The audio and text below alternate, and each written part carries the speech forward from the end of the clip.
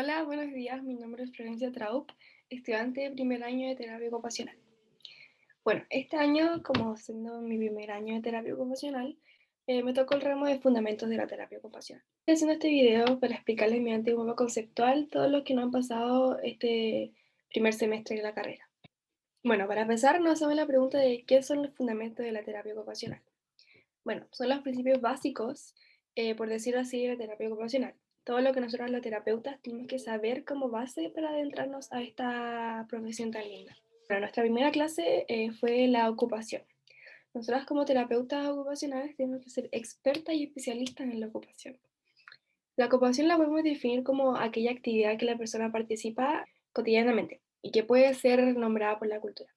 Siempre la ocupación va de la mano del contexto. Importa mucho a lo que la persona le está pasando para que ejerza una ocupación.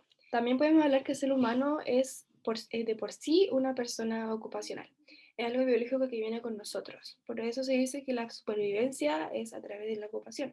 Por ejemplo, desde los primeros humanos que habitaron la Tierra, estos buscaban calor para no pasar frío, buscaban comida para no pasar hambre. Bueno, todo esto nos lleva a una conclusión de que la terapia ocupacional, para como estudiarla y todas estas cosas, siempre va de la mano la persona, la ocupación y el contexto. Estos siempre van juntos y nunca se pueden separar. Nuestra segunda clase fue la filosofía. La filosofía es súper importante en la terapia ocupacional ya que nos crea un marco filosófico. Lo primero que vamos a ver de la filosofía es la ontología, que se pregunta como qué es lo más real. En esta ontología vemos que la naturaleza ocupacional del ser humano es cambiante. O sea que una persona cuando es joven no va a hacer la misma ocupación de una persona cuando ya es adulto mayor. Luego vemos la epistemología, que es como el conocimiento. La terapia ocupacional organiza este conocimiento en tres grandes ámbitos: lo biológico, lo social y lo psicológico. Ensambla modos de razonar dependiendo de la situación. Luego vemos la axiología, que estudia los valores de las cosas. Y esto lo hemos reflejado en cómo el terapeuta trabaja un usuario a través de la práctica colaborativa, práctica centrada en la ocupación y contexto en la práctica. Bueno, en la tercera clase vimos la práctica contemporánea de la terapia ocupacional, donde nos explican un poco qué es la terapia ocupacional. Es el arte y la ciencia de ayudar a las personas a realizar las actividades diarias que sean importantes y significativas para la salud y bienestar a través de la participación de ocupaciones valoradas. También nos enseñan los lenguajes de la terapia ocupacional. Está la OTA, que es como el diccionario de la terapia ocupacional. Está la OMS, que se divide como en el CIE y en el CIF. El CIE es la clasificación internacional de la enfermedad y el CIEF es la clasificación internacional de funcionamiento, discapacidad y salud. Luego nos enseñaron también los enfoques, que están las actividades reales, el espacio físico, el contexto social, el cambio en la tarea y la actividad ejercicio. Y también tenemos los principios que guían la práctica, que es como primero la práctica centrada en el cliente, segundo la práctica centrada en la ocupación, tercero la práctica basada en la evidencia y cuarto y último, que es la práctica culturalmente revelante. Luego pasamos a los paradigmas de la terapia ocupacional. ¿Qué son los paradigmas? Los paradigmas nos ayudan a comprender cierta realidad. Un paradigma tiene tres componentes, que son los conceptos principales que hablan de la naturaleza humana, los puntos de vista focal en que nos vamos a enfocar y los valores, que son las creencias y convicciones. A lo largo de la historia hemos tenido 5 paradigmas.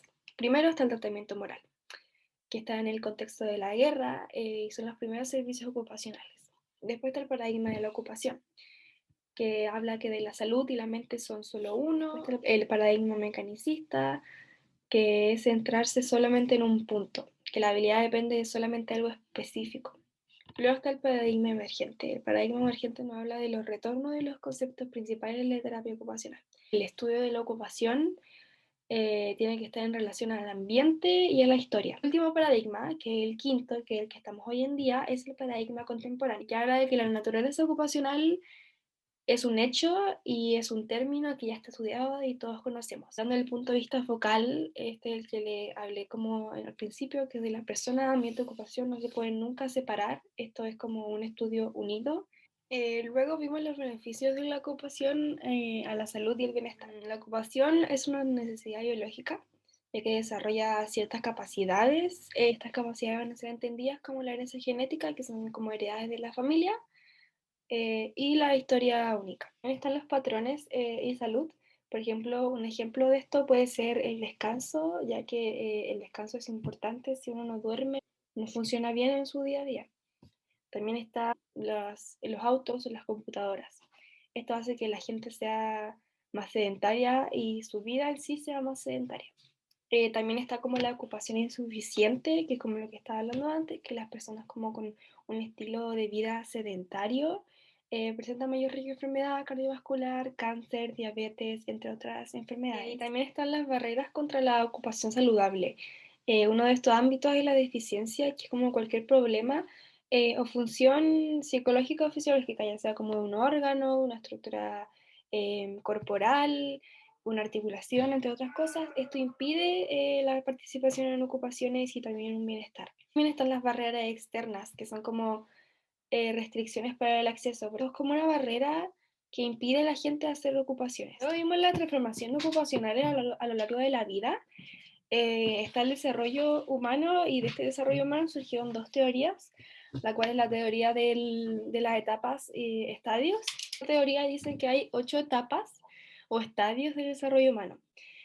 También dice que hay que cumplir una etapa para recién pasar a la otra. Dependiendo de tu edad, vas a ver en qué etapa vas a ir. Tenemos la teoría del desarrollo a lo largo de la vida. Esta teoría es un poco más como psicológica, ya que dice que la madurez emocional y el emitir juicios complejos es como la gente va a ir evolucionando y desarrollándose como ser humano a lo largo de su vida.